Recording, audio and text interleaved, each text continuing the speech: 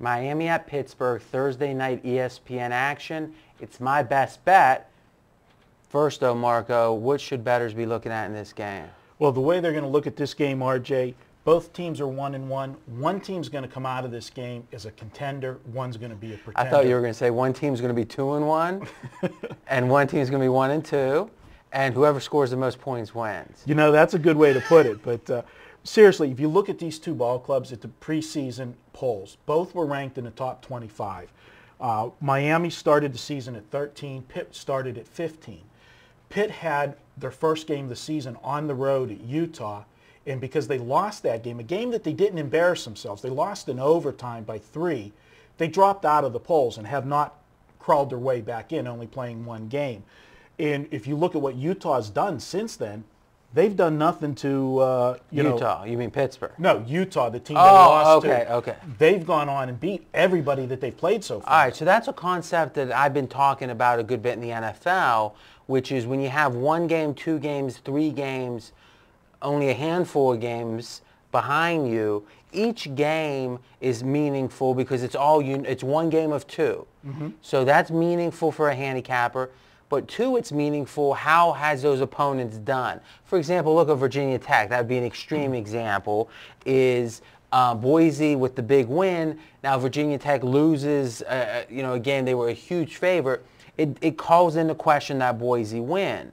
What does it really mean? So your point is that Pitt, though playing very well against Utah on the road, tough game, traveling through a bunch of time zones, going west, now that Utah's look good, it makes that Pitt loss look a little bit better. Right.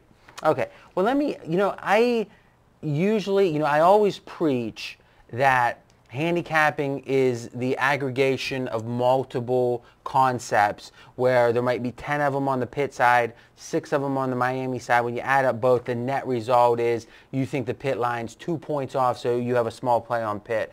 But sometimes all of those numbers are about right, and there's just one thing that the odds maker, the market's not taking into full account. And I like those simple plays. Hey, the lines maker's right, except he's missing one thing. It's 2.5 points. Here's our value. And here it is for me. Miami is 3 of 16 ATS after a bye. Now let's think about this a second. It's usually the other way around. Well, we know that, though typically the odds makers are going to put that 0.5 point in there off the bye or whatever that's going to even it out. So let's say you should be 50%. 3 of 16. Now why would that be? First you might say, well, Miami's hasn't had the same coaching staff for 16 byes, so what's the meaning of this? Is this a valid trend? My point is it is. And it reminds me back in the day under Bob Huggins, there was a sharp Vegas, and this is Cincinnati basketball, way back when. He would always fade Cincinnati anytime there was a game before 2 o'clock on Saturday because they had an outlaw program. They were out drinking Friday night. In early games on Saturday, Cincinnati had a lot of trouble, especially laying the big number. They were hungover, most likely. I think this Miami might be similar. Miami's an outlaw program. Yeah, each coach tries to change that and all that. These are a bunch of Florida outlaws for the most part. And that might be a little extreme, but let's just say they're not going to study hall as much. We're not getting any Florida fan mail. Yeah, well, no, it's not about Florida. It's about that program. Well, there was a whole 20 or 30 for 30 on it. The way that program's been. And to me, when they have a bye week, it would seem that it's not them focusing on the next game. It's not them resting up, rehabbing. It's probably them tearing it down. And you could make that, I think it's a concept that makes sense. But when you add in a 3 of 16 ATS, it really makes you think that the bye week hurts them, though it would seem the odds maker puts a little bit of premium on it. And to me, that's about the entire value, to me, on the Pitt side. So I'll make my best bet right now. Now, you being a Pittsburgh expert, I mean, truly an expert, I'd like to hear some other thoughts on this game. But I'm predicting, and my free pick best bet this week is going to be Pitt plus 3.5 right now. What's your thoughts? Well, for Pitt to be able to win this ball game, the game plan they got to go with is they got to go with power football. Miami is a team that when you look at them, you think of them as a finesse type team. And Ohio State, you saw how Ohio State banged it on them. Ohio State ran the ball 49 times against Miami of Florida. That's a lot in a big And did you watch that game, Ohio State? I watched bits and pieces of it of other games. I went back and looked at the So I guess stats. the question is, I actually had a lean towards Miami. I was surprised at how well Ohio State played. What's your takeaway from that game? Is it Miami was a little overrated? Is Ohio State a little bit better than we think?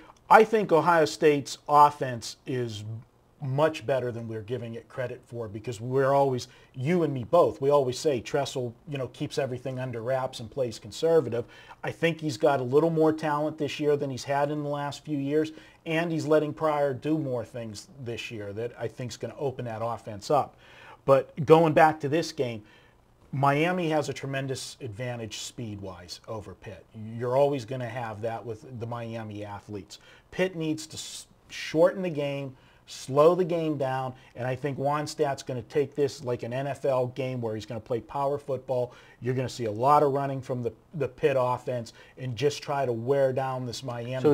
is this a correlated parlay? Now, we talk about that where if you like the Pitt side, it's better than a 50% chance it's going to go under. Does that sound right to you? That would say, if you ask me, Pitt wins the game.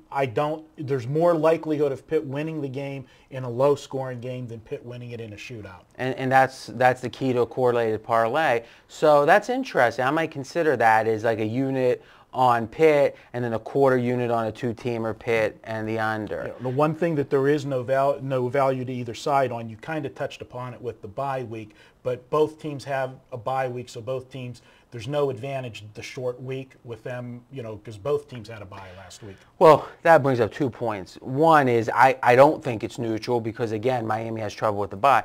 But number two, typically the road team on a Thursday night, that's always a big X factor. But with the bye, it's that's a good word, negated. I like that. One other point before we close. Line did open up at 3, and now it's moved to 3.5. Now, you could say the Sharps are on Miami, or you could say the Sharps, again, we always talk about this, on a team like Miami, they could be getting ahead of the move. They think the public's going to move this game to, past 3, and they figure why not get ahead of it and then buy it back later. We won't know that, but Miami is a public team, so I don't think that's beyond reason. But getting that extra hook, to me, the odds makers sat and thought about it and said this game should be 3. We are now getting 3.5, which is key value.